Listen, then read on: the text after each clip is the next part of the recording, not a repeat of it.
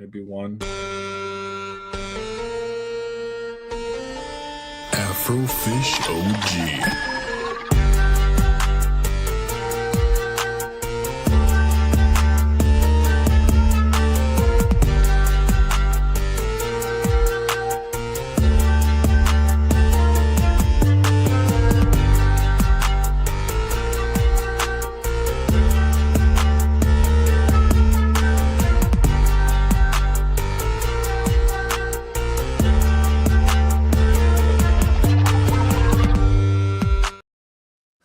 What is going on, everyone? Welcome to episode 31 of Afro in the Know, titled What a Year. Year 2025 is over. For the most part, the holidays are done, except for, New Year's, where we all get drunk as shit and forget that 2025 even happened. But it is a special day because I have my guest, the Gaming Cafe, here with me. Cheers. Welcome. Absolutely. Thanks for having me, man. I have Great Value water bottle, which I'm still not sponsored by Great Value yet. But I will. That would be like a top 5 sponsorship. Great That Value. would be They have everything. Absolutely. They could send you a care package with one of anything in existence. Like I'd be down to see it. I need it. I need it though, because I can get the Great Value mayo and then be like, this is some Great Value mayo. Mm-hmm. Like, use my code and you get like a little bit of cheaper on Great Value water. 20 cents off. You know how bottle. much I will make off that? Oh, man, that'd be great. That'd be so crazy. I want Liquid Death just because I love their whole like marketing pitch. Oh, their whole branding around everything. I love it. It's like that is. I think it's actually really fucking cool. Yeah. Yeah, that's actually an interesting thing there, because I want to let everybody know too that Husky will be here. He's going to be here in a little bit, so when we get a chance, he'll come up. But I also want to know, first off, you've done a couple of promotion sponsorships, have you? Have you done a couple of them or no? I've done like not like paid sponsorships, but there's a couple companies that have like, hey, here's a free copy of a game. Just let people know. Yeah. I did one for Assassin's Creed Shadows this year. That was really cool. I got it, 3 or 4 days early? Mm. And that was really cool because I was able to stream it. Like, we were able to produce content in those 3 days and just basically say like, hey, we got the game for free. Just letting y'all know. But that did really well in terms of like streams, and people got kind of an early look of, oh, how's it playing? And of course, I mean, the controversy with all of Assassin's Creed and especially Shadows. But man, the game, that's one of my favorite games this year. Like I know we have Ghost of Yote, which everyone, the Ghost is so much better. But we have both. So yeah, it's like we have both. Like, yeah, they're completely different. AC Shadows, the stealth is incredible. Like, they really dialed it up to 11, and the world looks great. I think it's the game that pulled me back into Assassin's Creed, because for a while with like the bigger RPGs, I just wasn't a fan. That's fair. Origins was cool. I love the Egypt setting. Bayek is an incredible main character. But this one, maybe it's just Japan because I'm a sucker for anything like Japanese. It just really sucked me in. So yeah, that was the last one I remember doing. And then Assassin's Creed is an interesting game, like an interesting franchise.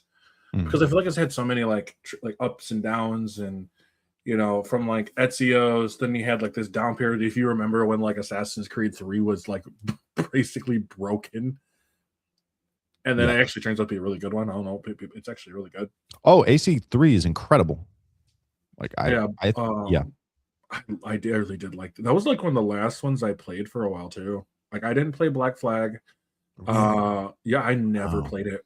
I just, at that point, I was just not really into Assassin's Creed much anymore. Mm-hmm. And so I was just kind of like, whatever. I'll just kind of tinker. If I get to it, I get to it. And then there was like, what was it? Like Syndicate. I like Syndicate now, but I didn't play it back then. Like, I kind of heard it's good, and it's one of the last like before they jumped into the big RPG stuff. It still maintains a lot of that core structure from the old games. Yeah. But Remember dude, Unity? oh yeah, I loved Unity, but man, I know it was like broken.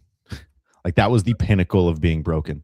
But the whole co-op and like the seamlessness with the parkour, and I played it. I was younger when it came out, so I didn't pay attention to a lot of the minutia in terms of like glitches and whatnot.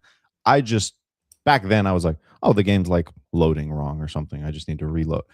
I didn't process it as, oh, this is like a game issue. But I'm really surprised you didn't play Black Flag, because that's like the pinnacle of power fantasy in the series.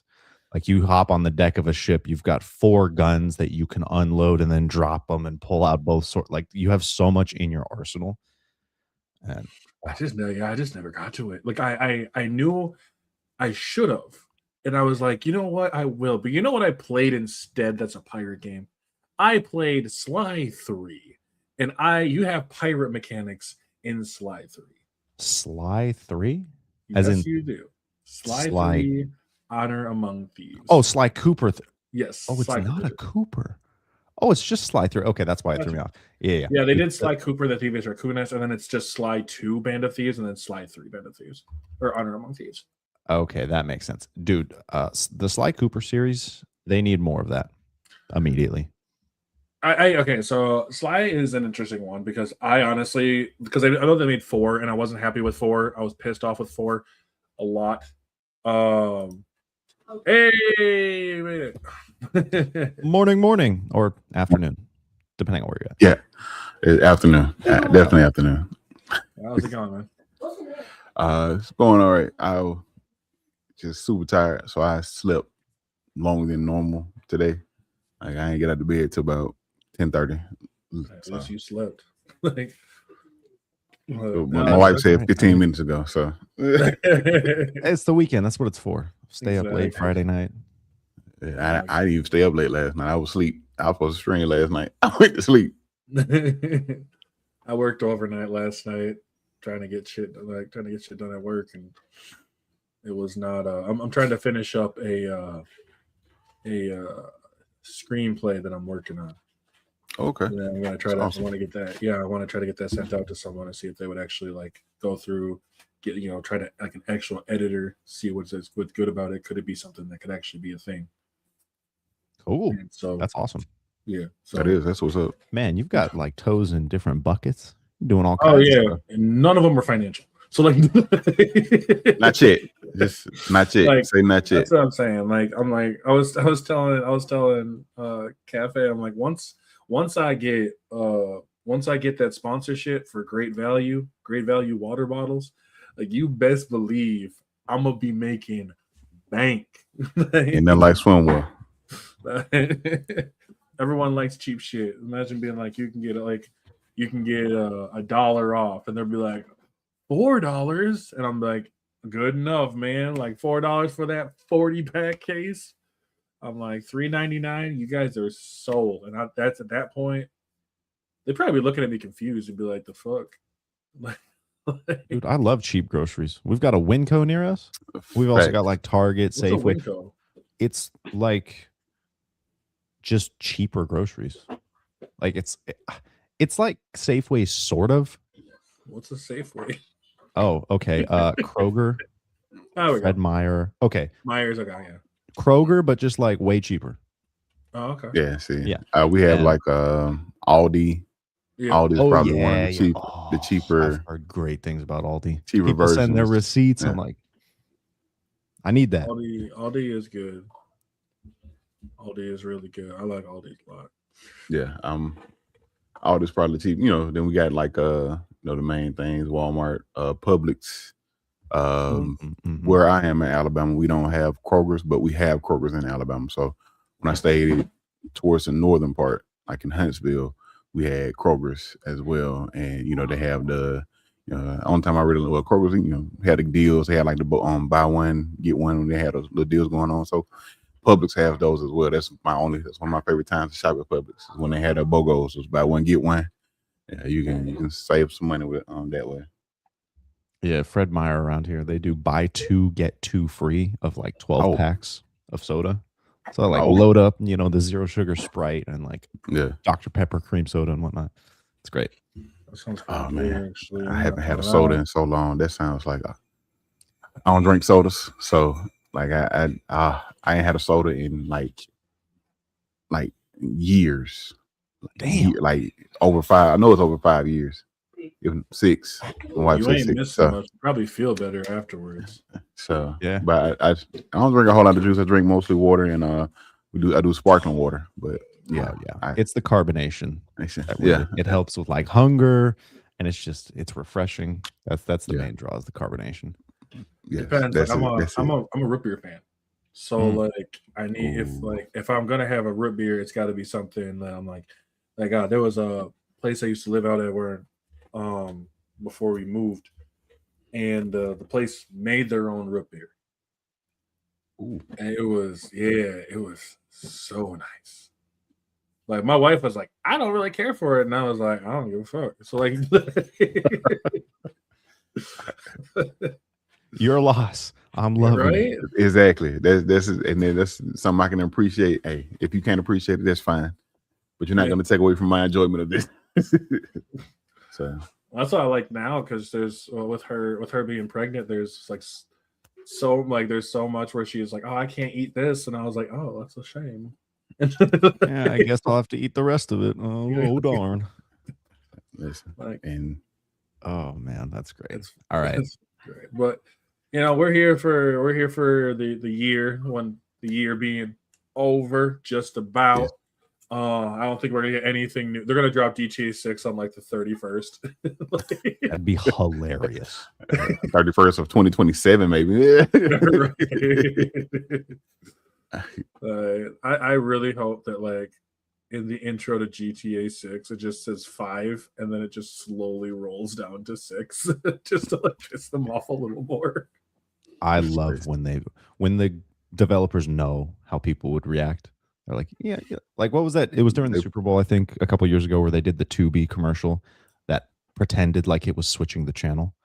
So the actual commercial brought up like a TV menu, and people flipped out because they thought somebody was changing the channel.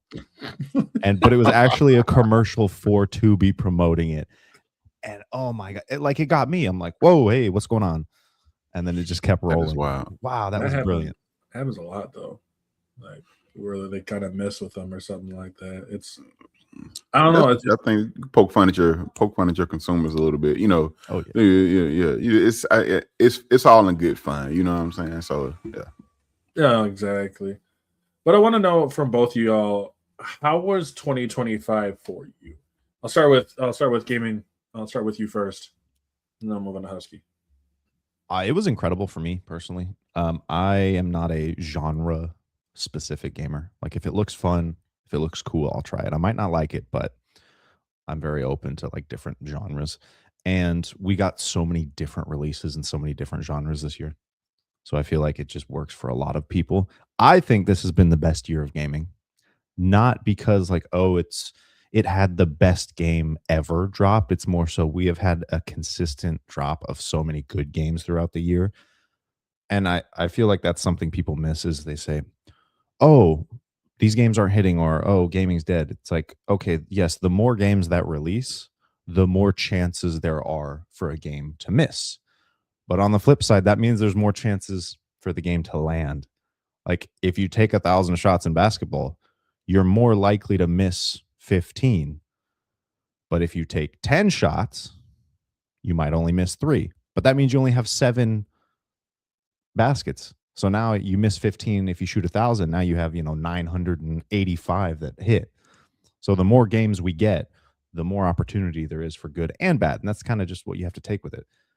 So I think it's been a great year. I mean, for me personally, I'm looking at my game log, and yeah, it's been awesome. Plus, we got the best game made in the last 20 years with Expedition 33. So I will shill all day for that game. I don't blame you. I don't blame you. We did get some really good ones overall. I don't know if in the past 20 years though. Dude, Expedition 33, Baldur's Gate 3. 20 years. What is that? That makes it 2005. Ratchet and Clanks, like a bunch of those. The Spider-Mans, the newer Spider-Mans. I'm one of those people, like, it's very hard for me to look at an older game and say, oh yeah, that's better than like the best game nowadays. Like, I think gaming as a whole is getting better. And yeah, there are business practices, corporate choices that suck. Like, you can tell, oh yeah, we're trying to nickel and dime you. But just in terms of how games look, how they play, auto save. I remember when that wasn't a thing. Like, listen, perspective does it for you. You remember how gaming used to be, and you're like, maybe it's not so bad. Maybe we've got it good. Like, I don't have to carry around a memory card when I go from system to system. So I think it's been a great year. That's fair. That's fair. What about you, Husky? I am in complete agreement. This year, I talk about it all the time. I've done a few videos on it, but this year in gaming has been truly amazing. Like you said, it may have not been, everything may have not been your cup of tea, but I think there was a lot of stuff out there for everyone. I mean, everyone. Whether you have a certain genre you play, you don't. Like, I'm as like Gaming Cafe, I play a little bit of everything. I'm more of a variety gamer, variety streamer, whatever. But I play a little bit of everything. And if I don't like it, I move on. But I give everything an opportunity, or give everything a chance. And this year, we can go down the list. Like, there are so many from Expedition 33, South of Midnight, Doom the Dark Ages, Avowed, which to me, I know a lot of people didn't, it was like okay, but that was a good game from Obsidian for me. I loved Avowed. Yeah, me too. I enjoyed it overall. It's how Bethesda gameplay should feel. Like, I feel like they do the first person combat better than Bethesda. Yeah, and I love, I'm not a huge first person combat type of guy. However, I enjoyed it with Avowed. Like, I would switch in because I got a little taste of it when I played Starfield a few years ago, but then started, jumping about, and you can switch between first and third. And I enjoyed everything. I think I enjoyed the first person combat a little bit more than I did going to third person. But like, so many games this year, it's been an amazing year in gaming. Hell, even last year, like coming off last year and the year prior to this year, it's like, it's been so good. And it seems like it's only getting better now, outside of, I think Cafe mentioned about the gaming industry itself not having some of the best practices, and some of the, these companies going after you they want all your money, things like that. And the new usage of, everybody's big thing, enemy now AI. Like, it's like, I get all that. Outside of that, though, like, gaming is, I'm not gonna say at its peak. It's there. It's like at the top right now, and it's really good. And like I said, it's out there. It's something out there for everyone. Agreed. I would definitely agree with that. I was, as soon as I started cleaning my glasses, that's when he stopped talking. I was like, damn it. but I know I would agree. I think this year has been fantastic. Between like big some of the AAA games that we got a bunch of indie ones. I mean, even the thing that was really cool about this year is that it was consistent. It's like we were consistently getting stuff. It was in January with first Berserker Kazan, and then we had, I believe it was Dynasty Warriors as well. Dynasty Warriors, that one that definitely got looked over. It got looked over very much. I can't wait to go and play it. I'm gonna go pick it up. That's probably one of my next kind of games I want to go get, besides Metroid Prime 4. But like, between that and we had Assassin's Creed Shadows in February, Split Fiction, I believe, as well, was in that first couple month period. Later on, I don't know, there was much in March, but then over in April, we had South of Midnight. Game. I forgot. I think April or February or March had Wilds, Monster Hunter Wilds. Yeah. And everyone was like, that's it. This is the game of the year. And then it was like South of Midnight, the remaster of Oblivion, and then Expedition 33. The next month after that, you have Elden Ring Night Reign and like Doom the Dark Ages. Like, little bit, it's like we always had something. And then even later on in September, we had Borderlands, Lost Soul Aside, which I know wasn't probably one of the greatest games, but it still seemed like a really decent time for a lot of people. Games like Ninja Gaiden 4 dropped. That one really got people. Games that were continuing on. Games like Marvel Rivals were getting new people all the time. You had, Fortnite doing multiple different kind of things. We had Dispatch, we had Ghost of Yotei, Arc Raiders, Arc Raiders. Like there was always something. This was a consistent year, and it was fun because it was just game after game after game.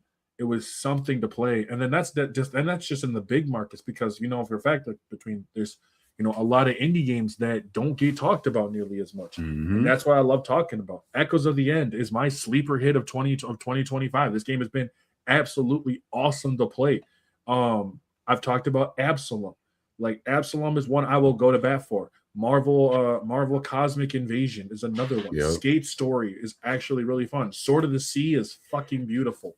Volcano Princess is one that nobody talks about, but I literally sat there and I like the first time I played that game, I cried afterwards because it was just for the fact of like knowing that because obviously at the time before I knew my wife was gonna be pregnant, like months later, it was like the fact of all the little changes and stuff that you had to do with like your daughter, and like even though you have so many turns to make sure that she's okay.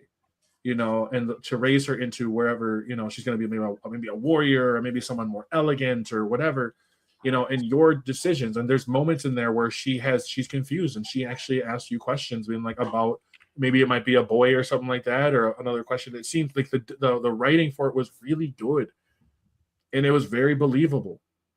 You're a single father raising this kid. Like that's not an easy venture of being a single parent. I don't have to be a single parent to know it's not an easy venture. Yeah.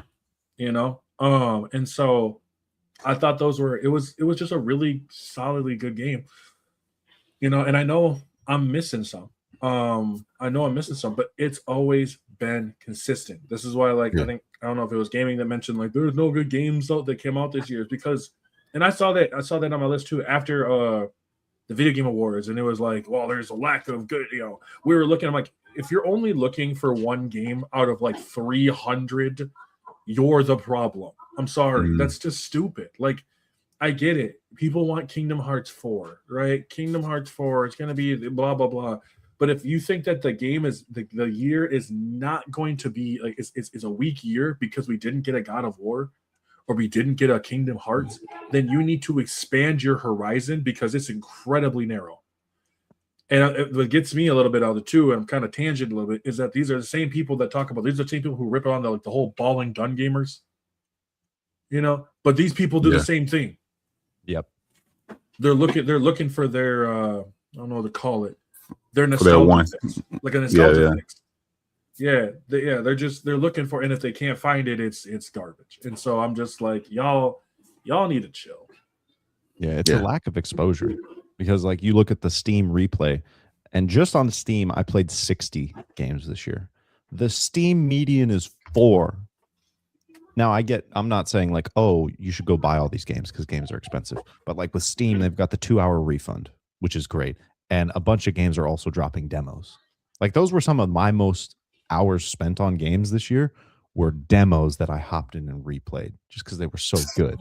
Same. And so I feel if the median is 4, well, if you try 4 games, there's a good chance 2 of them you might not like. So you got to dip into different markets and different genres, try different things. One of the most fun and unique games I played was a typing battle royale. Oh, I heard about that. It's called The Final Sentence, and it's just a demo, but there's 30 different players. And you have these guys standing next to you with revolvers. And it's if you make, 3 mistakes, then they'll play Russian roulette with you. And then you keep making mistakes and they keep adding bullets. And it's really fun. It's typing. I don't want to do that. But it's just you play with some friends and it's a really good time. And I would have never thought of that as being, oh, that sounds like fun until I tried it. So that sounds interesting. Same. So I just I really just kind of dipped my toe into Steam gaming this year, so my PC can run some games. I desperately need to upgrade, but both. like I can run some games. Like I was able to run Dispatch and a few other things, but I do have a Steam Deck, so I can play a little bit more on my Steam Deck. So I've been trying different things now, like Absolute, which Afro talked about. Like that's been one of my champion games this year, man. I love that game. I played the demo over the summer, and I kept going back to the demo until they actually released. Then played through that. A little game called what's it called? It's called Spilled. It's called Spilled. It's a little indie game on Steam, and you're like a little boat, and you kind of cleaning up the ocean. It's not long enough, but it's a little game. I was watching the Golden Joysticks, and the lady mentioned it. I was like, this looks interesting. I'm not doing anything. Let me check it out. I ended up picking it up. It didn't think it was like it was cheap, so I picked it up and played through it in like a day, if that, because I was just going back and forth. But when we went on vacation, I took it with me, and I was playing with it while I was on the bus. But stuff like that, and like I said, Dispatch. A lot of my Steam games from this year were those, but it was dipping my toe in the Steam. Like it's so much out there. I ended up picking up so many different things. Like there's a demo called Pizza Kid. It's a beat 'em up. I ended up playing that. Kept dipping my toe back into that. It was a couple. I'm trying to think. It was a couple of the demos I ended up checking out, man. But I have to agree. Just getting out there and trying stuff. And one thing I will say I love about Steam that they do have demos that you can. A lot of things have demos. Like you can try them out before you buy. Even if you don't, if you like it, hey, you can go pick it up. But having that demo, I wish they would do that more for consoles. Certain games on consoles, give people the opportunity to try them. I know PlayStation does it, but you got to have like the highest tier of PlayStation Plus in order for them and you'll get like a 5-hour trial of the game or whatever the case may be. Yeah, it's only okay at best, and like it's not that great. I wish there was. I would agree. I wish there was more demos. Like yeah, I ended up downloading a game called I bought a game called Dark Queen of Morthom. It was like a 20-minute game.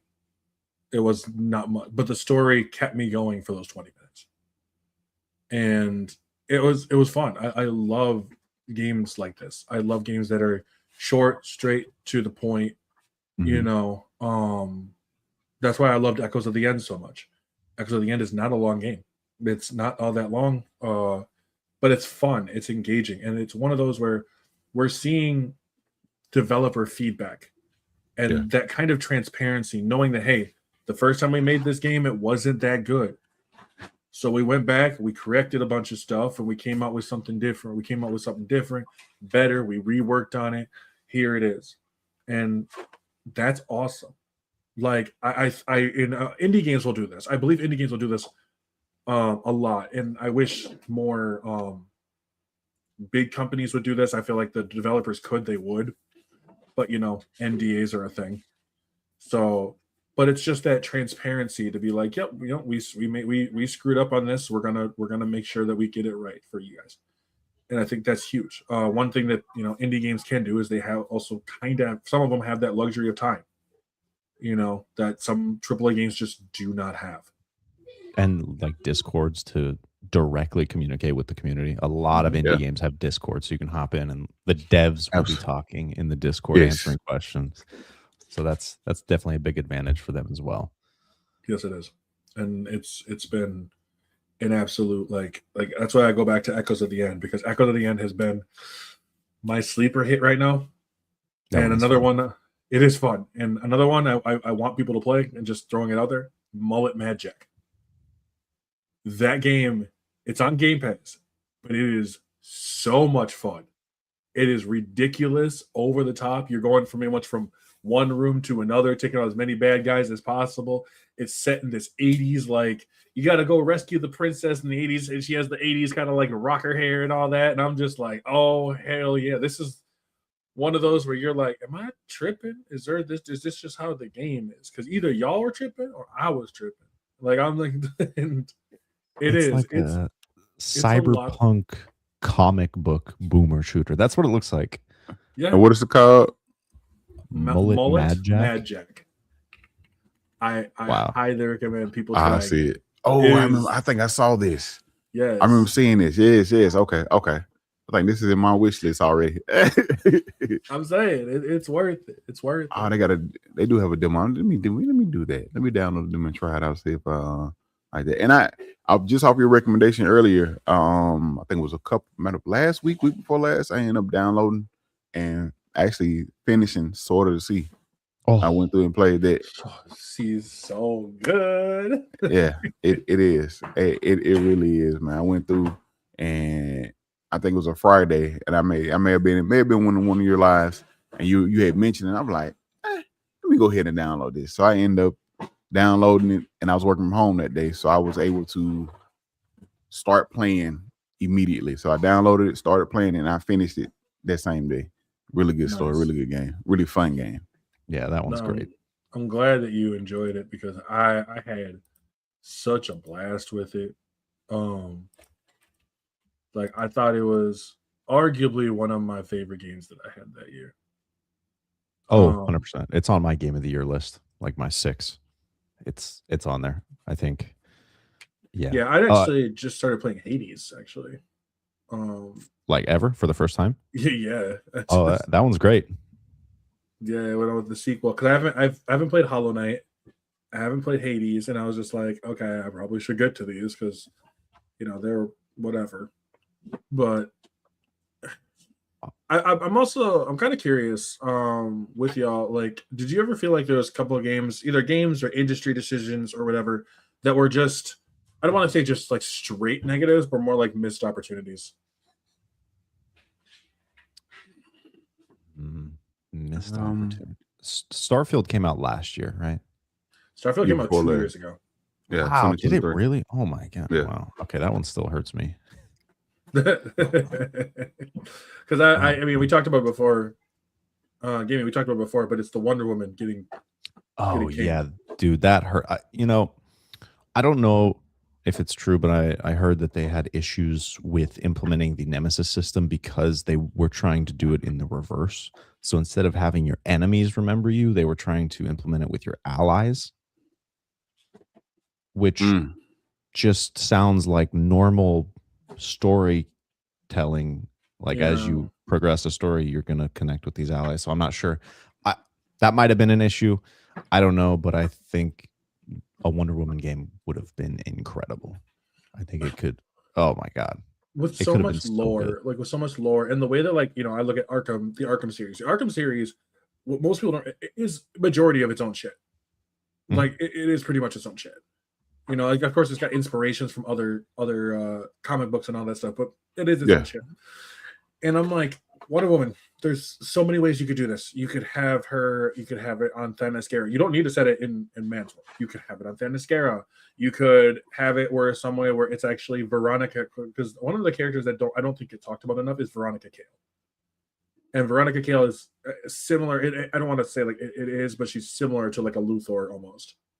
Strong businesswoman, does whatever it takes, kind of player, and I like that shit. But I think that when it comes to a Wonder Woman game, there's something like where it's like all the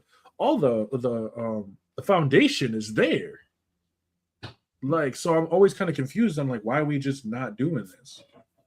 I think it's hard when it comes to hero movies or hero games to not neuter the hero too much. I think that's probably why we haven't had like a Flash game or a Superman game.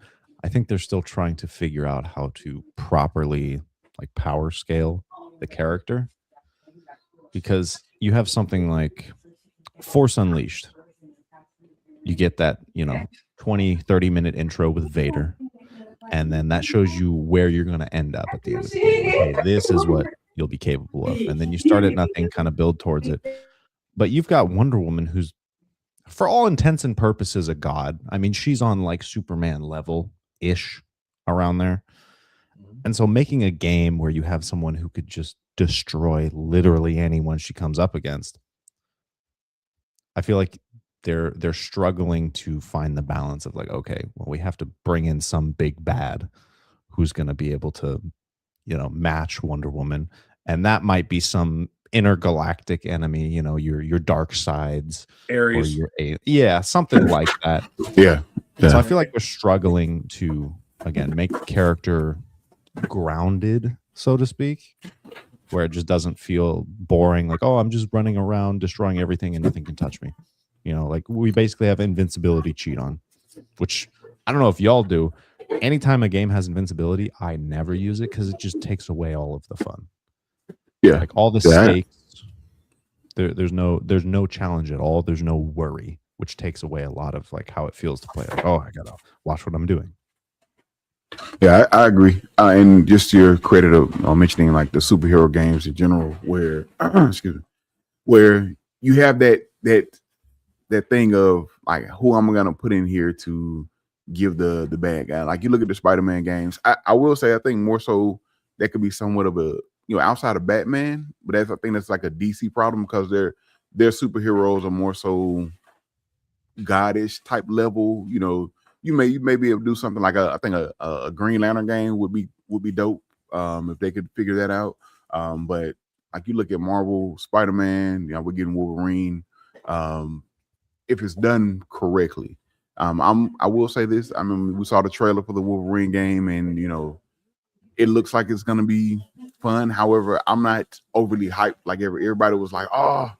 And when we saw the trailer, people were just like, "Oh man, it looks okay." I mean, I'm probably more than likely gonna play it, but it's just I'm not like jumping out of my seat because of the trailer or what have you, and it's because like it's not that I have, maybe it's fatigue. I don't think it is, or maybe it's fatigue because I love superhero movies. Like I love this whole superhero thing, but I don't know if it's fatigue or if it's just I'm not like overly excited for it because they're coming, because we're getting Wolverine. And I'm like, it's gonna be a lot of slashing and stabbing and Wolverine attitude, but like I don't see a whole lot of excitement. It may be more of someone else, like a different character with a little bit more. I'm not saying Wolverine doesn't have a lot of depth. I just think we've seen so much of it explored over the past few years, and we're getting the game, and it's like, I don't know what story they're gonna go with. I get it. He has a lot of backstory, a lot of history because he's old, but it's so many other characters out there that I would love to see get some shine or get a game. But I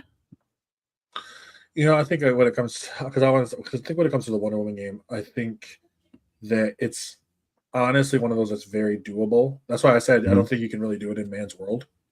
Yeah. It has to be on Themyscira. The way I've always thought was Injustice did it really well in terms of how they were able to get these characters who actually stand up to someone like Superman, but they give them like this pill that gives them the bone density. I think that would work for something like Superman, actually a little bit. Like imagine a new thing from Luthor, right, or LexCorp or whatever, and it gives people temporary powers. And they're giving them temporary powers the same as Superman. So now your thugs are on the same level. And like it's one where Superman starts coming back and he turns around and gets punched right into a wall, and he's just kind of standing there like, what the hell's going on? And now it's like it's only like this kind of cycle, but what it's doing is it's causing these people to not only they can't handle the rush of powers that are coming through, so it's causing them to kind of go mad at the same time. But it's almost like it's an allegory for drug addiction because it's causing them to constantly have to go back because I need these. Yeah. I need these again.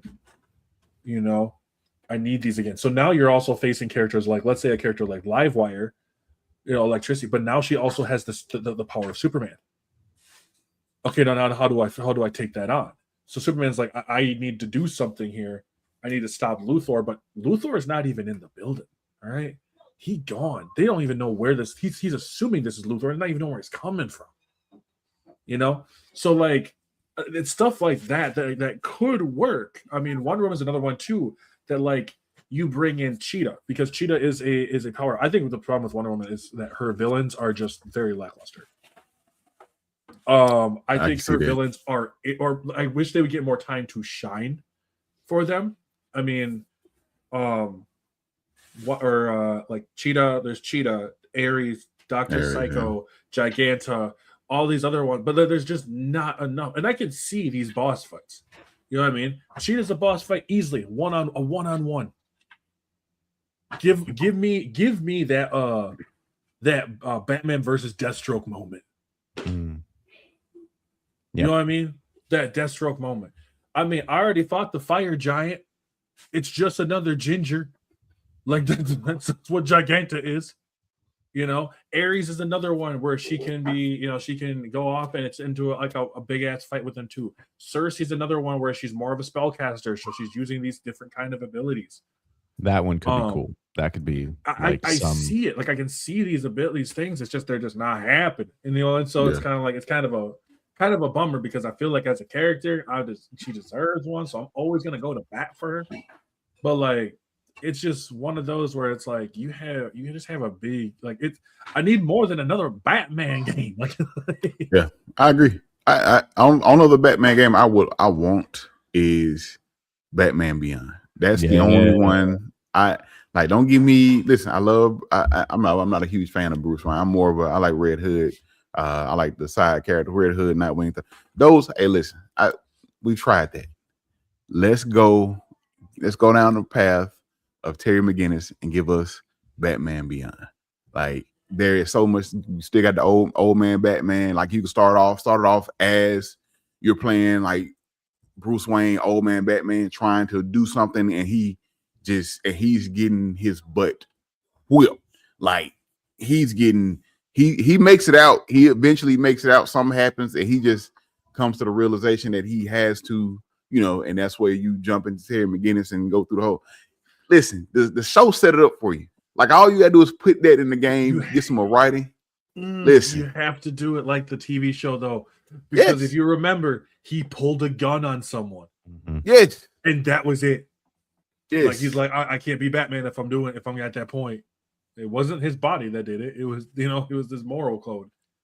Yep, so, that would be oh my god! See, that's why I think Insomniac with Wolverine. I'm hopeful because if it does well, this will be my first Wolverine game. I didn't play like the old movie games and whatnot. Yeah. But if this does well, then they can go down the line of the heroes. Okay, which hero or which villain gets the next game? And like I feel like with each of these releases, they're learning, you know, something new, whether it be new traversal or gameplay mechanics. This will be super gory compared to Spider-Man, which I'm a big fan of. Yeah. And so I feel like I don't want them to have dominion over hero games, but I like the idea of, okay, let's just go through the gallery of heroes. Okay, next do another Deadpool. Because I feel like that X-Men is supposed to be, so assuming, or from what I've heard of the rumors or whatever the leak, I think X-Men is supposed to be the next evolution after Wolverine. It's Wolverine, I think they'll do probably another Spider-Man, and then I think after that it's probably X-Men. But I would love to see more companies, you know, some good companies dip their toe in the superhero genre. We've seen it. I can't remember who made it. Didn't get a whole lot of hype, and a lot of people didn't play it. But the Guardians of the Galaxy game, I've heard nothing but great things about that. I haven't played it, but I heard nothing but, for anybody that played it, nothing but good things about that game. Incredible. I think it was just because the backlash of Avengers. Avengers was not what people wanted, so they thought, Guardians is going to be like that. Completely different. Story is immaculate. The gameplay, they're like squad control game. It works. It feels good. It runs well. Visually stunning. Yeah, play Guardians of the Galaxy. It's so good. You can probably get it super cheap now. You probably should be able to. And like, because there's a lot when it comes to superhero games. Like, I mean, when you were mentioning the Batman Beyond one, right? Batman Beyond, and like, I was like, damn, you could set up a future Justice League with that. Like, I don't know if Warhawk is even an actual character. To be honest with you, I have no clue if he's an actual character in the show. I just remember him from the Justice League TV show. But like Warhawk, you have Warhawk. You could have another Green Lantern. You could have obviously Terry McGinnis as Batman. Static Shock. Like, I'm not saying you can play as all of them, but I'm saying that they're there. Yeah, like and I'm like comic games that used to do cameo characters. like the old Spider-Mans where you'd run into like Daredevil, and they had the characters in the game. Hopefully we go back to that. Where it's Because like, I think, because I think when it comes to like when it comes to some of these superhero ones, that was something that made it fun. When all of a sudden the other one, Web of Shadows, the first one I think about, when all of a sudden they would start showing like other characters would start showing up, dealing with whatever, and like it's just like there's so much there for the superhero genre for video games, and it's not going to be done. Although it's not going to be done, I don't want to say correctly, but I don't think it's going to be done at all. And that's always kind of a bummer. But that's a 2027 problem. Like so hopefully we get something along those kinds, so we're just not getting like one superhero game every like few years. But I'm we are getting also Lego Batman. That's on my list. That's Oh, on my yeah. list. Yeah. That's on my list. Yeah. That's fair. So I want to talk a bit here, because one of the things I noticed what came to this year, and I'm gonna kind of go back to it a little bit, is we still got a bunch of people. I noticed the whole the whole woke thing kind of died down a little bit. I noticed, especially throughout the year. In the beginning, it's because Assassin's Creed Shadows took up like majority of the time. Everyone became historians. You know what I mean? Like right after that, it's kind of imagine. Like it's amazing to me that all like the literal crayon munchers all of a sudden just became historians like one day. Like it really must have been that Crayola magenta. But like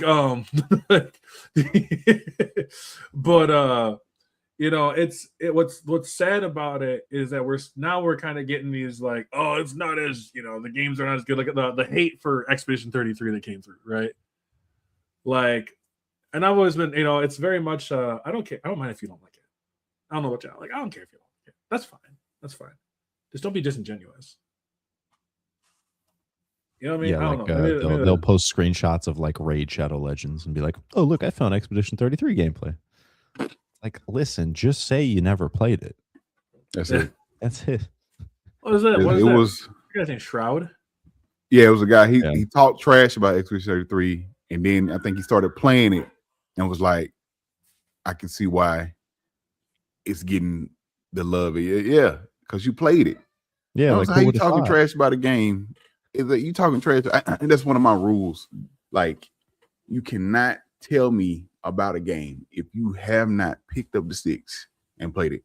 You can say you don't like it, or you can say let me rephrase it. You can say, I don't think it's for me, or I don't think I would like that, and you haven't played it, that's fine. But if you're talking trash about a game or whatever the case may be, and you have not picked up the sticks to play it, your opinion is very much discredited. Yep. Yeah, I agree with that 110%. I'm at a point where I'm just I don't care what your opinion is. If you're not even gonna bother like to try the game out, you have no interest in it whatsoever. Why would I take your opinion as fact? Why would I take your opinion at all? Just because you can have one. Like, right. And it sucks too, because on social media, when it comes to engagement and following and views, the hate trains do well.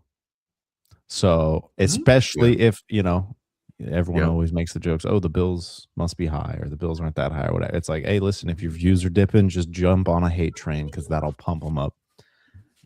No, exactly. It sucks. I feel like I can't though. Like I can't do it. Like I literally cannot do it. If I don't get, I'm not gonna lie, I don't get like a whole lot of views. I never get a whole lot of views for my stuff. I actually get more views typically from my podcast stuff over on YouTube than I do over on TikTok. And I just don't get that many views, but like I don't care. You know what I mean? Like it doesn't bother me. Like all the people who come in with like the constant, like I think I had only at least once or twice this year where I kind of was like back and forth with a person over the dumbest shit. Like, and I knew it was just kind of whatever, but I also knew that I was like, I'm just not gonna let this shit go. You had time today? Yep, I got time. I had time for like 4 days. Like, it was just a back and forth thing, whatever. And it was so dumb. It was started out because the conversation, I let the conversation go way too long. And then when I pulled it back to the original conversation, then the person stopped. Yeah.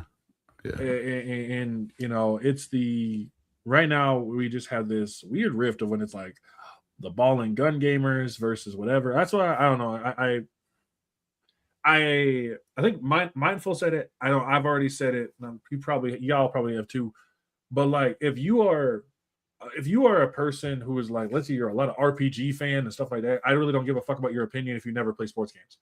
I don't care if you don't play sports games. That's fine. Mm-hmm. But you are not initially better than another person because you just go play sports games. You know, or you just play RPGs, or you just play whatever. You think like you play Madden. Well, I play, Final Fantasy 14. Okay, well, the guy who plays Madden might think you're a waste too. Yeah. Yep. But and I'm someone who I still play sports games. I love sports games, from college football, not so much Madden anymore. College football, MLB The Show, like those are some of my favorites to play every year. I love MLB The Show. Like it's fun. Same college football. Used to be FIFA. Used to play FIFA. Put a good number of hours in FIFA just about every year. But but that doesn't take away from anything else that anyone else is playing. Excuse me. Like even somebody who only plays RPG, whatever. That's fine. That's what I say. One of my things on my page says, "Don't yuck someone else's yum." Like, if you don't like sports games, that's fine. If you don't like RPGs, that's fine. But don't get on here. The only problem I have is don't get on here criticizing or talking down on someone else because they're playing those games. You don't like cozy games? That's fine. It's people out there that love them. Like, let's not get on here and call them, oh, they're not gamers because they only play cozy games. They're not gamers because they only play sports games. No, they're it's a game. Like it's a game. They're a game regardless of how you look at it, no matter what you say. Like, let them people enjoy what they want to enjoy.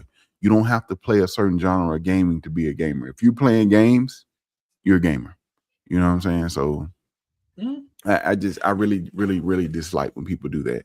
Like, because like I said, as of someone who I was playing a little bit everything growing up, and for like a good 5 or 6 years there, only thing I was playing was Call of Duty, Halo, or sports games. Like, especially my college years, I wasn't doing anything but playing those games. Wasn't really playing a lot of anything else. And then as I started getting older, getting some, I was like, well, I saw something that really, I can't remember what it was. I saw something that really interested me, started playing it. And from there, I picked up my love of gaming, going back to where I'm playing a little bit of everything and not just focusing on sports games now. Because I remember for a while that literally it was Madden, 2K, and college football, maybe first person shooter or Call of Duty or whatever it's going. Like, that was it for me. That was all I buying. That was all I was playing. But I started getting back out. I was like, let me play this. And it was like an occasional Pokemon game. But I got back into playing everything else because like it would start seeing stuff. I'm like, man, that looks fun. That looks like something I want to play. Like, so that was it. I don't down people if you only play a certain type of game or you only do a certain type of genre, because hey, you're enjoying what you enjoy. And it's not my job to take away from your enjoyment or down you because you enjoy a certain thing in this aspect. So yeah. It's a weird condition these days of people caring how other people use their free time. Like, oh, how could you be playing that? No. The real issue is, why do you care what I'm doing with the game that I spent my money on? It's weird, man. I don't know. Well, I think it's because people, they make gaming their identity. Like, that's who they are to their core. So that if I'm a big Elden Ring criticizer. Like, I beat the DLC, great game, but it has tons of flaws. And it's crazy. Like, people will get so upset. Oh no, this guy couldn't beat this, or skill issue, or blah blah blah blah blah. Like, you can't criticize Elden Ring because it's the best thing ever made. It's the best game of the century. It's like, why does it bug you that I'm criticizing the game? It doesn't affect your playthrough. It has nothing to do with how you enjoy the game, and yet when I say something, it's an issue. It's a weird mentality to be in. One thing I've been saying, and there's a couple of podcasts I've made this comment up, is a lot of gamers need hierarchy. They want to feel like what they're playing and what they're doing is better than somebody else's. This is why the console wars got made. This is why, we see like the RPG players versus the ball and gun gamers. You're not a true gamer if you're not, beating Millennia with your eyes closed using a Tamagotchi. It's like, it's that. That is what, because gamers want to feel like they're better than someone else. And at the end of the day, we both got the same achievement for beating the game. Yep. And so it's like, oh, you beat it using your strength, faith build, whatever that you literally got yourself all the way up there. Cool. I played it a different way, or I enjoyed these games. It's just this weird need for hierarchy that just has made that's what kind of makes gaming into a toxic space. It's the need to feel like, shit, if I let these people who I don't think are good enough be like they're okay with it, it's going to lower my internal status down to their level. Yeah. Sound familiar? So like, and it's never about equality, it's always about hierarchy. And that's why they'll look down on other gamers. They try to say you're not a real gamer if you do blah blah blah. Fuck, I checked someone else on that on a live fucking yesterday. One of my own mutuals. Because he was like, well, if you're a real fan of Castlevania, you're not gonna like Nocturne. I'm like, what if I like Castlevania and I like the anime? What does that make me not a real Castlevania fan then? I can separate the anime from the games. They didn't not make me a fan no more. They didn't like Nocturne. I don't know. It's because they had that one black vampire, that sexy black vampire. I'm just saying. I was listen. My mind went there when you immediately said they don't like Nocturne, huh? I've seen the show, but I saw her and I was like, why do you say that? What makes you say that? You can look over the glass at them. It's an issue of using gaming as a metric for valuing yourself. I got the biggest achievement, so I mean something. Oh, you got the same achievement, but you played it a different way. Well, I'm going to see myself as less. So I have to bring you down instead of, reevaluating myself as, hey, gaming isn't what makes me as a person valuable. Shit. Yeah, I'm just thinking about that right now. Yeah, the whole achievement system. Mm-hmm. When that first came through and it was like, oh, I have 6,000. Well, I have 12,752 achievements. And you're just like, oh, okay, that means you just play a lot of games. You also have a very wide diversity of games that I like to play. Like, they remind me of Squilliam. Fancy Son. Yeah. Mm-hmm. Yep. Just like walking around, you're like, what happened? I have 110 achievement points. The whole fucking time. And I'm like, no one gives a fuck. Yeah, I remember when I early on when I was just getting onto the gaming side of and even with Twitter, you people in the man, I got this many gold trophies. I got a platinum trophy. I got this I platinum trophy this game. He said he played this game. Go check his trophy list. Go check his trophy list. Like, what? That's what we're doing.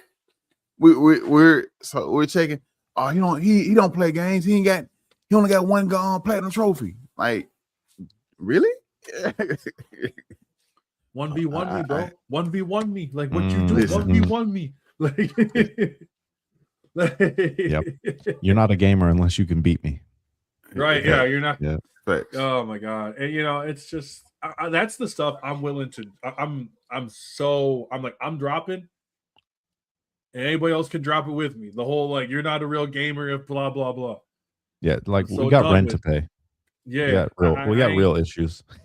I got Great Value sponsor. Try again, okay? I don't got time to listen to your half-ass I'm better than you. Blah blah blah.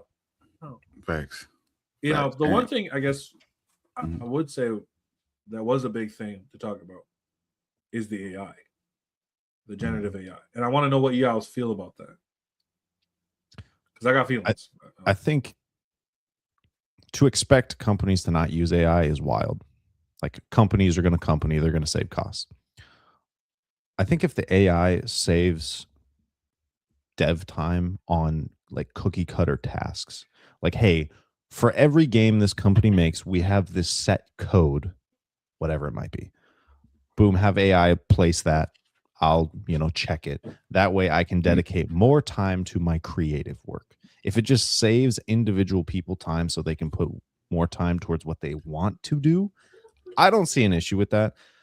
And of course, the flip side is, oh, well, if you're trying to, cut half your department because you think AI can do the same job to the same degree, that's where it becomes an issue. Is I don't think people are generally against AI.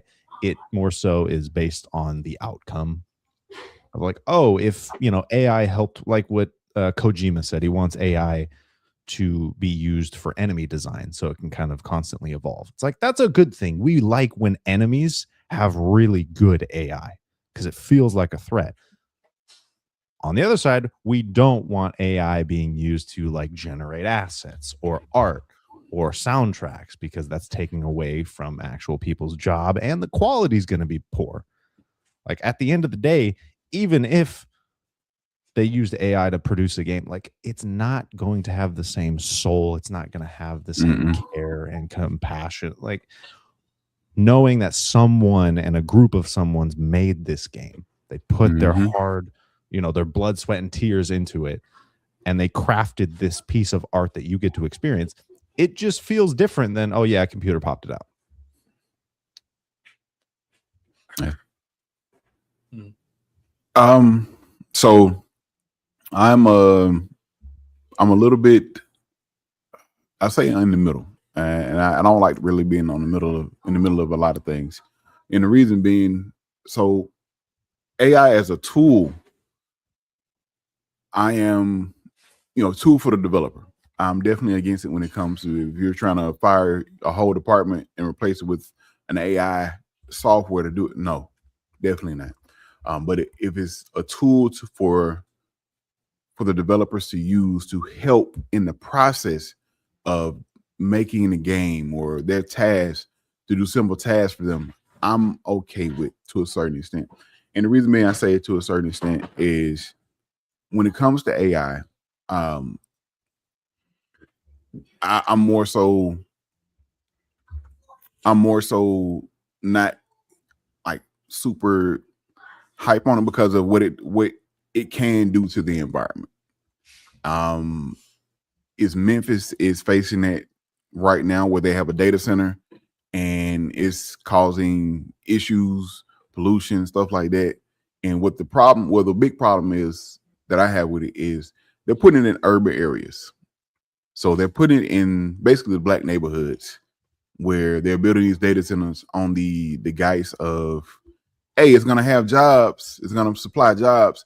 Yes, it may help with jobs in the building process, but they're not hiring those people to run the actual data center. And then when it gets there, it's causing pollution and other stuff, damaging the environment or the area that is in. And I have an issue with that. Well, and like in my city, I don't stay where I grew up at. There, it's been on the docket of they're trying to build a data center where I used to grow up, where I grew up at. And the city, I think they voted against it. They came back up for a vote.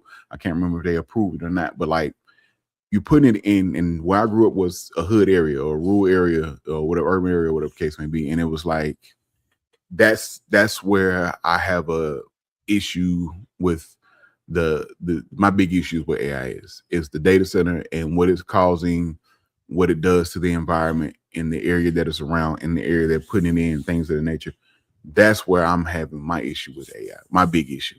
Not so much as people using it and things like that whole uproar, or well, Larry used it for this, or X33, they had their indie game award taken away because they use AI and I guess they say they lied about it. I don't know. Everybody's get conflicting stories. Oh, they said they lied about it. They said they didn't tell them, or they just didn't tell them they didn't use it, whatever case. But by the time the game was released, it was patched all the way out, whatever the case may be. And I don't really care. I'm not gonna get into that, but that's my big issue with when it comes to using AI, as long as it's not taking away someone's job, where it's not being a creative thing. Like if it's something as a tool, I'm okay with. But just in general, overall, I have a problem with how AI is being used or what they're using to be like control or build AIs, the data centers, things like that. Those are hurting and more harmful than anything than the actual with them using AI to me. But yeah, that makes sense, because then you're going to start jacking sense. up prices for, again, like water, electricity around the communities where the data centers are. And Correct. like you said, they're not opening up a warehouse that's going to house 8,000 new jobs. It's a data center, so it's going to have like a small staff to manage it. Yep. And that's the worst part, is it's just another way to try to damage those kind of communities.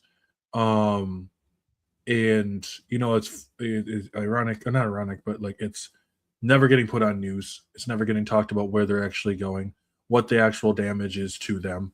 I believe there was an executive order that basically lets them kind of just pull shit wherever. Or at least they can't like argue against it in some regards. I don't remember exactly the whole thing. I have to go back and relook at it.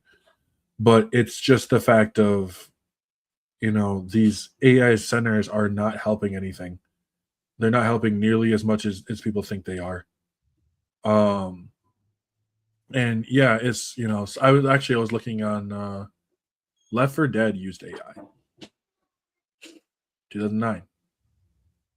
Nobody thought about it. Borderlands 4 used AI to help with some of the stuff. Never talked about it. So it's also, we're kind of picking and choosing where this AI is also being used. Yeah. And that's the problem as well. And I picking and choosing. I can't say in the past 2 years, I struggle to think about an aspect of life as a whole that has been significantly improved with AI. Like, I can't remember anything where I'm like, oh, thank God for AI, because that wouldn't have been possible. Tell the people on Facebook generating those man, listen, I can't. I'm so tired of seeing that people, they love using AI to create those fake images and like, bro, really? Like, come on. Like, y'all got to stop. Yeah, and that's the thing too, is like they're using them for silly shit. Yes. But that silly shit is also damaging a lot of people. And it's interesting of when you start to try to talk out about it, be like, yo, this is an issue when it comes to the AI itself. Where they're putting these places, where they're putting these areas. And you just get this weird pushback of being like, oh, it's not nearly that bad, blah, blah, blah. But that also comes from the rise of anti-intellectualism, which I've just gotten to the point where just calling it stupid syndrome. So like, there's nothing else I can explain about it at this point. It's just stupid syndrome. And it's sad. It's because like you mentioned, it could be used as a tool, and it has. Like I said, Left 4 Dead came out in 2009. They had a whole AI director when they were helping with the game.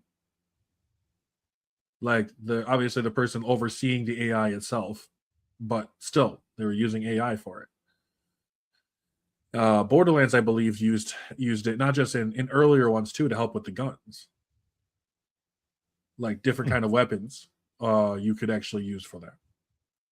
So it's just it's a catch-22 situation. It's a kind of it's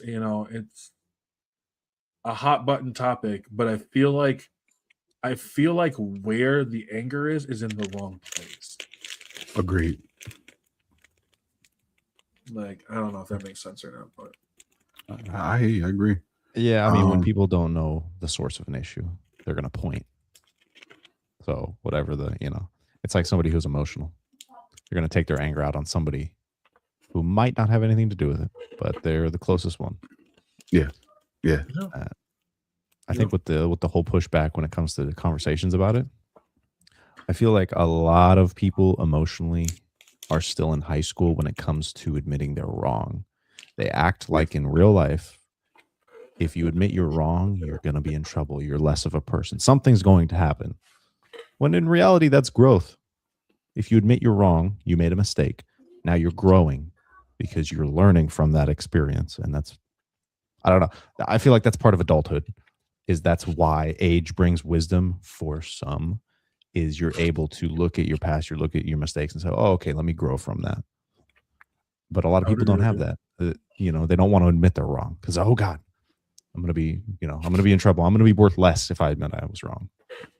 It's that part. And we've installed or have this thing of, excuse me, where if you admit you're wrong, we have to shame you now.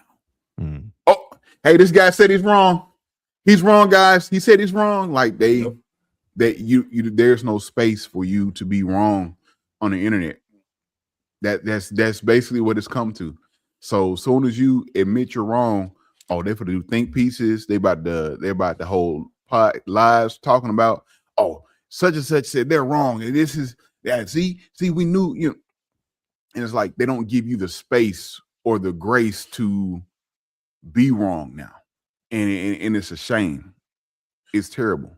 My question is, do you think, because I believe there's a limit to it. I believe there's a limit to how much I am going to give you grace until you're at a point where it's just like, if it's over and over and you just don't care, and all of a sudden you have this light switch, it's going to be very difficult for a lot of people to do that when we also don't know if it's actually genuine. Because I think part of the issue that we have with giving, you know, for these people who admit that they're wrong is the only reason they're admitting that they're wrong isn't because they actually care. It's because now it's affecting you. Yeah. You know what I mean? Yeah. And so when stuff starts to affect you, when it didn't before, but now that it's starting to affect you, now you expect people to go give grace when you basically told them to fuck off for how long now? So it's like, okay, cool. Like if someone tells me to constantly go fuck off, eventually I'm like, okay, no, I'm done. And then all of a sudden they want to come back and be like, well, you know, hey, I've seen the light. And I'm like, okay, cool. Because we're going to start playing some 20 fucking questions about where you started seeing the light. Because if you start getting defensive over it, then no, you didn't. You didn't see anything. Yeah. You just tossing, you just upset because now everything's like, oh, it's affecting me too. Now, see, we're all into this together. Fuck you. You know, and so I get why giving grace to someone, but I also am like, at the same time, I'm like, for me personally, I guess I am more guarded because I'm like, I've watched you not give a fuck about like whether it's gamers, whether it's people that look like me, whether it's people who have different orientations, whatever it is. Absolutely. And then all of a sudden now you care because what? Your kid now doesn't talk to you. Now you care because all of a sudden, damn, I'm going to lose my health insurance, or the games that I'm playing, nobody wants to play with me. Because if we want to take it down to that 12-year-old level, nobody wants to play with me anymore. Mm-hmm. Well, why is that? It's because Jeffrey's a prick. Like, yep. Only after the consequences start, then it's, oh, I get it now. Oh, they start affecting me. Oh, that's what it is. Game isn't playable anymore. Like, oh, it's too expensive for me now, so now I care. That's it. You know? That's it, man. And it's I really hate that we have to. Some people, it has to happen for some people. Like you can't, like, like you can't get to a point where, oh well, I gotta get, or you gotta let them happen. And it's like what Afro mentioned, just in society and right now, what's going on in general. A lot of people are starting to feel some of the stuff that people were warning them about in the beginning before this happened, but it's too late now. Like and it's a shame we got to get there. But had you just listened and maybe did your own research, you know, looked into, instead of just, because so many, and just in gaming in general, so many people, like you mentioned Shroud talking about Xbox 33, he was down in it, but he got his whole crew, his game people listening to him. This is overhyped or whatever. And now after he sat and took some time to actually play the game, his whole mindset or him talking about the game is changing. Like he's enjoying it. Had you sat down and did something yourself, and played it yourself, or actually took the time to look into this before you actually got on here and complained or made some irresponsible statements, then it would be something completely different. Now I'm like, like it's. But you know what? I will say, All I'd say is I'm glad you're enjoying it. That's all. That's all I'm not gonna be like. I'm not gonna sit there and be like, oh, I don't want to talk about. Honestly, I don't want to talk to you right now. Yeah. Like you kind of made a smudge. It's kind of like it's kind of like if like all of a sudden, let's say like I don't know, someone like Asmongold all of a sudden just was like, oh, everything I said was completely wrong. I'm gonna make it. It's gonna look like disingenuous and be like, I'm glad that you saw whatever. Like I had another dude that I know. There's a guy that I know that was. We fell out. We're not really friends anymore. And apparently, there's just moments where he wants, he still would why to try to remedy that again. But I have no ambition to. I'm glad you're doing well. Okay, bye. And I think that's for a lot of people. And in bringing it back into the gaming space, that's where I've gotten with like there's no good games crowd. I just don't care. Like honestly, like I kind of just don't care anymore. Like it sounds mean, and I'll still advocate for there are these good titles, and I'll pump up good titles. And if you're a dumb shit that's gonna come into my live and be like, there's no fucking good games, then yes, I'll call it there. But I'm gonna go out to go seek you. And like one of the things you mentioned too about research. They need to learn. We need to teach them how to do research. Google AI is not research. Yeah. Like Google AI is not research. If you go through and you start being, well, but the AI says I don't care. That's not research. Where are the sites? Where are your sources? Like if I say, this is I don't know, GTA 6 is coming in 2027. Well, it's AI says blah blah blah. I'm telling you, based off of Games Radar and let's say IGN, they're both claiming this right now. That they're both saying that Rockstar said it's coming out in 2027. That's how you do research. A 2-second clip of being like, "Is this game happening?" is not research. I'm sorry, that's not. But there's so many. That's why the AI comes to problems because all these people think that that's research. Because we can take two. You can take two different things. I can say the sky is blue and the sky is not blue, and if the way I type it into the AI, it'll give me the answer that I want, and that's the problem. Is it's becoming these people's confirmation bias. Facts. If someone comes in, is this game woke? And they're like, well, based on the blah blah blah, this game is woke. Okay, well, I'm not going to play it because it's terrible. Yeah. Does this game have decent representation? Listen. Oh yes, it does. You're going to find 5 articles that confirm it and 5 that deny it based on how you type. That's it, man. Like I was having, I made a text post about, I was like, what's your big, what's the game what's your instant turn off or your biggest turn off or something that turns you off in gaming? And post went viral.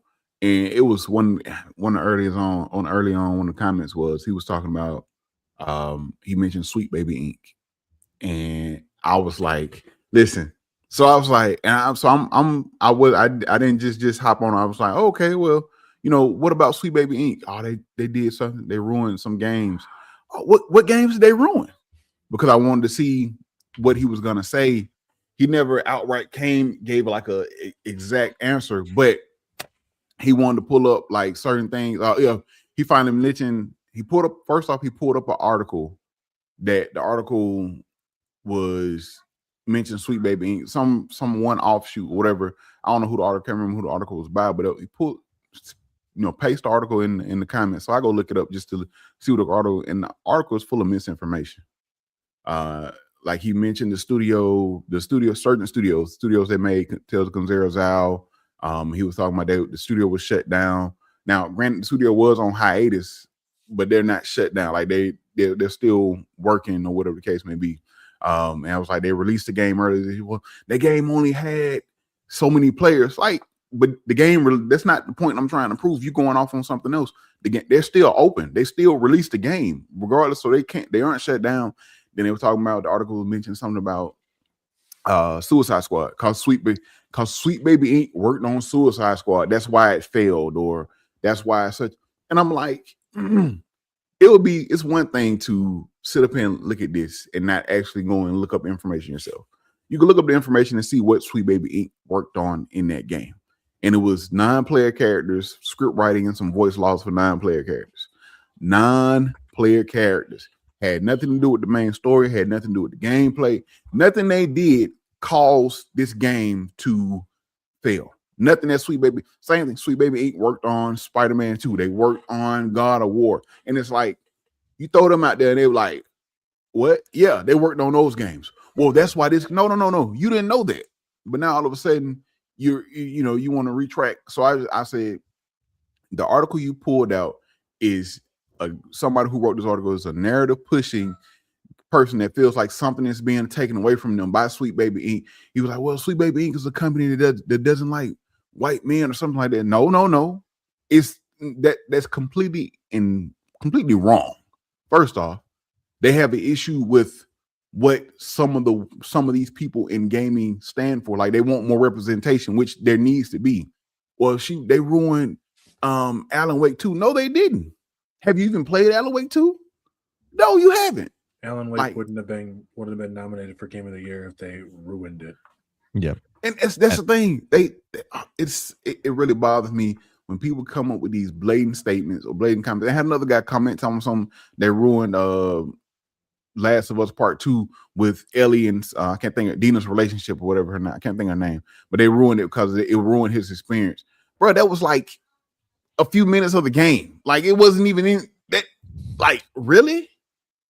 I was like, I digress, man. It's a maturity issue. It really is. And like you said, Sweet Baby Inc. they hate white men. People will take a statement. Sweet Baby Inc. they work a lot with representation and diversity, and they'll say, "Oh, the inverse is true then." So they hate white men, right? It's like, nobody said that. You inferred that. That's on you. And I feel like a lot of you to hate white men, so they have some sort of justification in their head that they're being oppressed because victimhood is such a hot commodity nowadays. Man. And since they're not part of the victimhood crowd, they'll do whatever they can to put themselves in the victimhood crowd. Yes. I don't know about y'all, but I feel like the older I get, the more you hear it all the time. Moist Critical or Penguin Z0 or whatever he goes by now. He's a very middle of the road person when it comes to a lot of things. And I don't know about y'all. I feel like that's part of maturing and growing up is you're not super extreme on a lot of things, because as you come to understand both sides, whether it be an argument, a hot topic issue, like, there's always two sides, and you might not like one, but as you understand both sides, you can kind of gauge like, okay, from here it's bad, but here it's also bad. Like, you're able to navigate both sides. Like we were just talking about AI. It's a useful tool. It can really help devs, and it's shitting on these communities because they're coming in, taking up resources, not bringing in jobs, raising prices of natural resources, electricity, water. You can understand both sides of an argument. A lot of people can't do that. It's, AI bad, Sweet Baby Inc. bad. Like, it is that deep. You got to look a little deeper. You need to do some research. Yeah, it's very much back to the I don't want politics in gaming, but politics are literally part of almost every single story that you've ever been a part of. But every game, like, the thing is that what's crazy about it is those, like you mentioned before, one being a maturity issue, but even going back to as far as when it's like Sweet Baby Inc., right? They don't know what Sweet Baby even did with it. They don't know what it is. And I will say, and I know I've talked to Jack, who's in the comments right now, about it, and we've talked about it too. There are moments where, I mean, we've seen it, where I'm sure, Husky, you've probably seen it before too, where it does, there's moments where it does definitely feel like there's pandering. There's moments where things come up where there definitely feels like there's pandering. It's fucking going down like a Capri Sun. Yeah, Capri Sun. Listen, I'm sorry. I didn't fix anything to drink, so this is the only thing I had on my desk. I love it. It looks like you're trying to hide it, but it's not working. Like, as you speak about maturity, I'm drinking a Capri Sun. So yeah. But yeah, like, there are moments where it can feel like pandering at times, but they won't ever tell them. Those are so few and far between that they don't ever know. So it's like, in reality, like, I say in reality, I'm trying to get that out of my fucking vocab. but like realistically. yeah, realistically, they don't know where the woke is until they see. That's when all of a sudden it happens. You know what I mean? Um, because like before, they're not smart enough to actually understand the nuance in writing. Right. Like, tell me how They Sweet Baby Inc. ruined God of War Ragnarok, because they worked on that too. So go ahead. Someone tell me how they ruined it, please. I'd love to hear like they it. don't know. It's like, oh, they introduced, Kratos was getting whooped. I'm like, by the Queen of the Valkyries. Remember how much he struggled against Sigrun? Man, Now listen. you have the person who's above Sigrun. Yes, he's going to struggle against her. He struggled against literally the assistant manager. And he also doesn't want to kill her. Like, No, this he's is a been holding Kratos back. who She's doesn't going want all to out. fight. Yeah. Like, So. she's going all out. She is, and she's not even at the top of her game too, because she's not on her like highest peak. She's kind of all over the place right now. It very much is like that. If you remember the Zuko versus Azula fight, Azula was not at the top of her game, and like Zuko knew it. He's like, yeah, nah, like we can beat her. Like if she was in her full on crazed ass form right now, this would be a lot worse. Yeah. God, what a great show. That is like a top 3 media piece ever. But it's that just show. like Cool. it's just it's frustrating because that show would be called woke nowadays. Now. Oh, 100%. Why is Toph blind? Like seriously, the blind girl was able to beat up a dude because you get all the alpha male chuds would be like, oh, there's no reason that that girl could actually beat up a man. Okay. Like, as you can tell, his muscle mass is way higher than her puny little density bone structure. And that's just based on biological definition of the alpha male counterpart of biology. And so, like, and it would just be that the entire time. I'm going to wash my own mouth out with soap after this. Like, God, that would be unbearably. It would be hilarious to try and see someone like. Oh, they did with the new one. Seven Havens. They showed the picture of the new avatar because she has a fake leg or like a peg leg almost. Yeah, and I saw that. she's a little dark skinned, and they were like, "Why is she like this?" And I was like, "Because the show is for kids, you stupid fuck."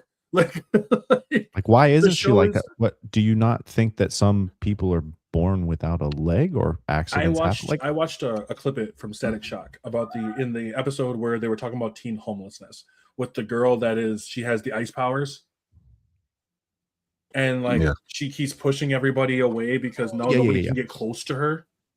And there's a moment in there. It's so great because Static literally says that like when you're homeless, nobody even looks at you.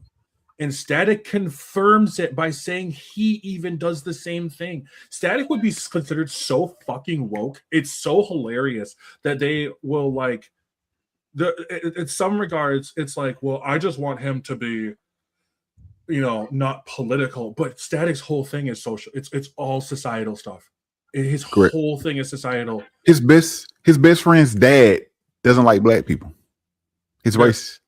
Yeah, I saw that. They did find some reason. They'd be like, well, he's kind of like Homelander, where he's not actually, he just has issues being around them.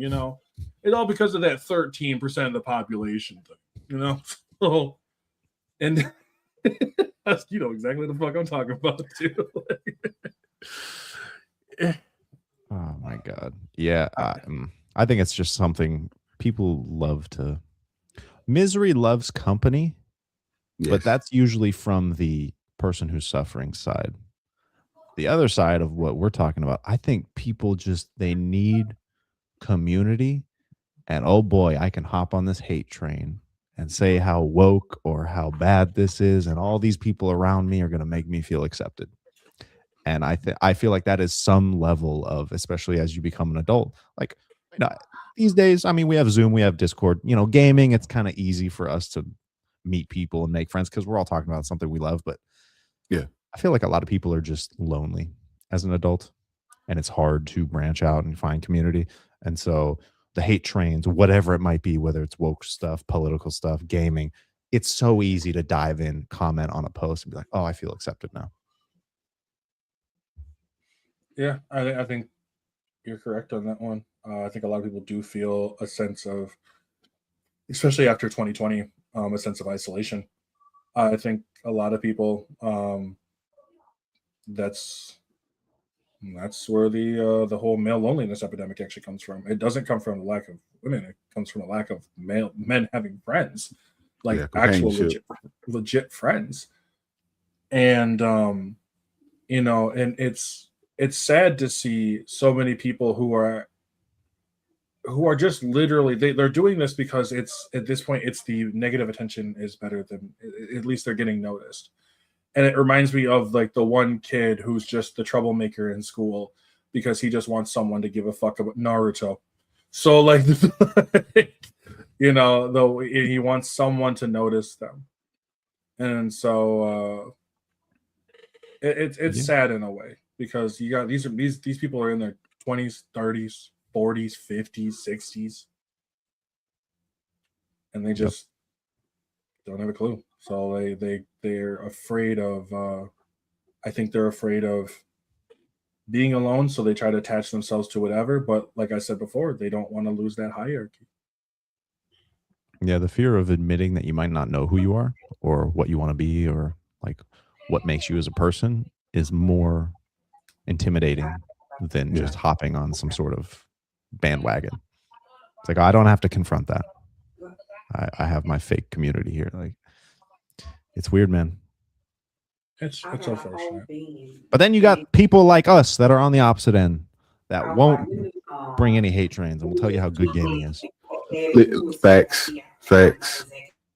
I'm gonna be honest. I don't know. I think there's still points in gaming where I'm just like, fuck y'all. Like I'm gonna be honest. If someone keeps coming, it's like, bro, have you played Battlefield? No, I have not played Battlefield 6. No, I don't intend to play Battlefield 6. No, I'm not gonna talk about it. Yes, the conversation's over. Let's move forward. Okay, I like that shit. I like when I can do that. Like, but it's like, I swear to God, if I get one more, you're not a real gamer. If it comes to playing some sort of ball and gun game, I'm going to snap. Like, have you played like a Skate Story? No, well then you're not a real skater, bro. Like just. I have that downloaded on PlayStation now. I need to go check it out. I mean, that's because I finished Sword of the Sea, and I was trying to end up playing. My dude, just make a whole buried in the backlog fucking segment. Listen, I need to, but I finished something off my backlog, which was Horizon Zero Dawn. Finally finished that. And I really enjoyed that story. Yeah. I have Forbidden West, so I'm like, do I want to jump right into that, or I'm probably go space it out a little bit, and it's either between that or Death Stranding 2. But Skate Story is sitting right there, and I think it's like I can beat it in like a couple of hours, or not, well, about 5 or 6 hours. So I may jump into that and try to add it to my end of the year list. But yeah. So interesting. So I want to say one final question for both of y'all. What are you looking forward to for 2026? And is that it can be a new game, it could be something in your backlog too. I just want to let you know, like, it doesn't have to be like only a 2026 game, because I think in reality we don't really buy all that many games. So true. Go for it. So for me, as far as a new game, so if it's one thing, if Fable is at the developer direct that Xbox has next year, I think it's in January or whatever. If in fact it's there, that'll be something I'm super looking forward to, which is Fable. But other than that, Crimson Desert has been on my list for a while now, so I'm definitely looking forward to that. But also I'm looking forward to what they have what they revealed at Pokemon Day. I'm a big Pokemon fan. I'm like, listen, I get it, Pokemon, that does with some changes made at Pokemon. However, However, I'm gonna have fun with what we get until then. But I'm looking forward to whatever they announce for the newest generation, because we got Legends EA, got the DLC and all that. So I'm assuming we will be getting I'll read the comment, but we will be getting a new generation announced here this Pokemon Day. But other than that, man, just trying to clean out my backlog. I got so many games I need to finish.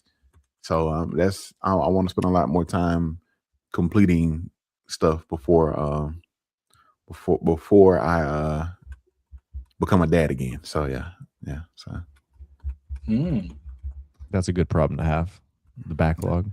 It's like, oh no, I've got all these choices. Listen, and that's what I say. Like it's so much from.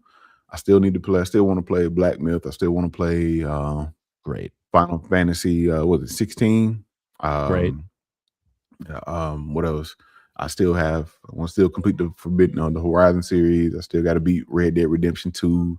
Like I have so much that I can play. So and yeah. Great time to be a gamer. It is. It is. Especially when new stuff dropping left and right. Like it's so much to do. Yeah, that's what I'm saying. These people, gaming's dead. You must be like blind looking through a peephole in your. You must be Helen Keller. Yeah, it's like, dude, how are you not seeing all this? Phantom Blade 0 is mine. It's that. Oh Phantom Blade. God, that one. For me, just based off of if it plays like how it looks, I feel like that'll be on my game of the year list. Yeah. The Lego Batman. I'm a huge Lego Batman fan and an Arkham fan, so that's an easy one. The 007 First Light. I've never played a Hitman game, and I very briefly played Uncharted, and I know they kind of looks like those two combined. So that'll be a big one for me. There's also one. I'm not even going to try to say the name. It's PV. Oh, no, there's two. PVKK. Planetary something. Your whole job is you're manning this giant cannon. So it's like a first person. I saw that. Yeah, I saw that. It's on Steam, and like that's you wake up and you clean this machine, put in coordinates, and then just launch a giant artillery shell. I saw that. Let me go. Did I add that to my wish list? Oh, this looks pretty cool. Yeah, and then the last one is called The Lift, where you're a repairman. There's like this facility, and there's like some interdimensional stuff going on, and so you just go around like fixing stuff, but it's the tactile nature. So like every when you pick a lock or when you open a lock with a key, it's that click, or when you tighten a screw and the couch that you're tightening kind of shifts to normal again. It's all the little tactile stuff, or putting together a circuit board. And the more stuff you build up this percentage. And when you reach a certain level, you unlock a new level. And it feels good to play. It's like cozy, it's got some spooky vibes to it, but it's not something that you gotta, be sweating and, oh my God, I can't relax. Like it's just good vibe. Okay. I think for myself, there's a few. First off is the Clockwork Revolution. Oh yeah. I forgot that one looks really cool. Giving me like the Outer Worlds, BioShock, Infinite type feel. That one looks really cool. Star Wars Fate of the Old Republic and the new Star Wars racing game made by Criterion, who makes Burnout and Need for Speed. Holy shit. I am excited just to crash speeders into each other. Anything Star Wars. I'm so stoked. The Tomb Raider, both of them look really good. Man, listen, I forgot about those. I like how they combined. I like how they combined the look of both Laura's into this one. Yes.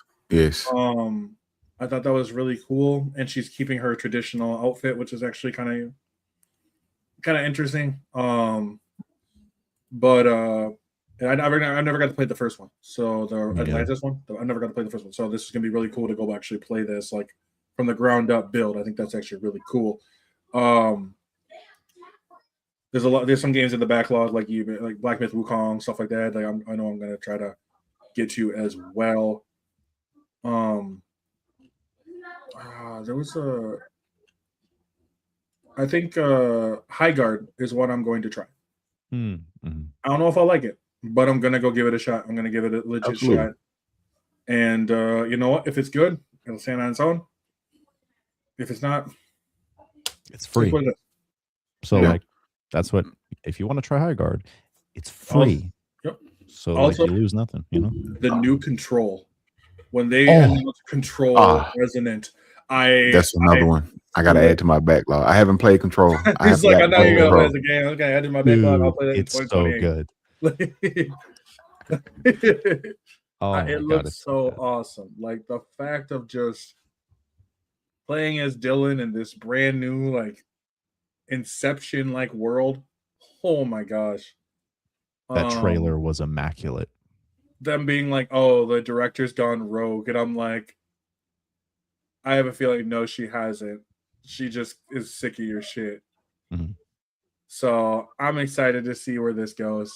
I think it's gonna be awesome. But those are my big ones I'm looking forward to. I gotta stay off Steam, but I'm not looking forward to. I'm gonna let people know right now when I make a clip of this. I'm not looking forward to GTA 6. You can stop fucking asking me. Like, I'll play it. Like, are you gonna get GTA 6? No, I'm not, and I have no intention to. Nor do I give a fuck. I'm probably gonna play it, but yeah, I can understand though. I can completely understand. Like, it's been. I know for a lot of people, GTA is fun. Like they play the story, you know, and they bounce off of it. Some people play the online, they get invested and do all of that, but like not everybody like loves GTA like that. And and people are like, oh, you're not playing GTA? It don't excite me. It don't move me like it moves you, and that's okay. But yeah, I'm probably still gonna play. Because I remember playing through 5. I really enjoyed the story or whatever. I'm really only playing GTA for the story. I'm probably gonna play the online for a little bit to dip my toe in it because just to have fun. I used to play with my friends back on when GTA Online first dropped. We did the whole thing or whatever, but like it just became too much. I felt like it was every time you turn around, it was coming out with something I couldn't keep up.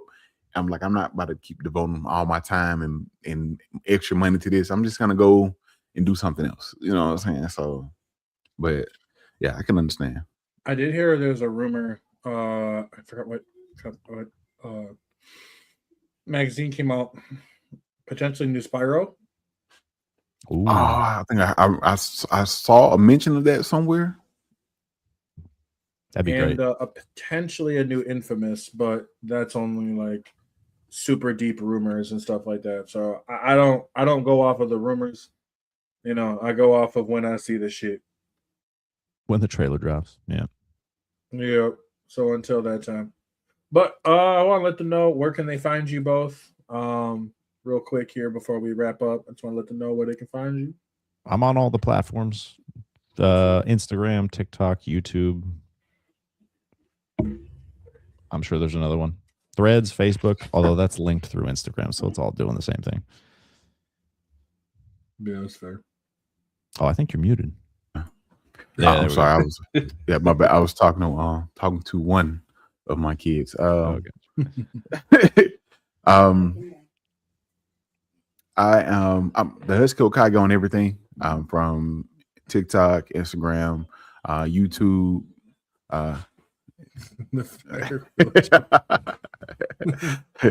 But you can find me on everything under the Husky Kage, man. I'll occasionally be in some of my guy Afro's lives, and trying to contribute and just being there with him. I love the conversations that you have and that you put on for people, man. I really enjoy those. They're usually a good time. So appreciate it. Yeah, these are always fun. Yeah, they've been pretty interesting the last few of them. So, but I'm hoping those continue up in 2026. So yeah, the last one I think I was in, they were on Senpai. Yeah. Senpai said he didn't like it. Was something he said some of the Zelda games were trash or something, and they like, okay, you know, which one? Why do you think they were trash or whatever the case may be? And he couldn't. Which is a fair question. Where is a fair question? Like, why do you think they're bad? You know, and he could not give a like a straight answer or come with a like an actual answer. I don't think they were looking for something like a prove it to me, but it was just we wanted to know why they were trash to you. And it was a little right. It was a little shaky there for a second. Yeah, it was. Like, I didn't think it'd get this far. I don't think he did either. But the people who also were like kind of back and forth with them are they debate. That's what they do. Yeah. So that's what you could hear. I heard when like the debate turned on. At that point, I was like, I just kept quiet during the entire space of it. But I noticed. Yeah, I was like, I'm not even gonna get into it, especially because a couple of them, like Diabolical, got a lot of respect for her, and same with HKs. They're very good at what they do, and Diabolical did not let him off the hook on that one, which is fair. It happens. But for everyone else, you can catch me on Twitch and YouTube. Of course, that's how you're watching these. TikTok, Instagram, Threads. I don't really go on there. I do have an Afro in the Know page on Facebook. That's great. So just another thing for Facebook to monetize and look at me and be like, is he doing bad stuff again? So like, no big deal. One day I thought about, I'm gonna post everything to the hub, but like I don't know if they'll let me do that. So dilute some of the content there, right? The Afro After Dark, like but also I want to let everybody know too that I will be posting all of these up also on Spotify. I have been very lazy about it, so all of these will be up on Spotify, all 31 of them. Actually, I think there's a couple more, but I'm not counting this. So yeah, all of them will be up on Spotify, so y'all can go and watch them. And go watch them, enjoy, do it while you're driving. I don't care. Like, some attention is better than best attention. Just don't get in an accident because I'm gonna feel bad. But with all that being said, I appreciate gaming. I appreciate you being here, Husky. You too. And I'm Taylor from Afrofish OG. Hope you all had a great 2025, and I will see you all in the next one in 2026.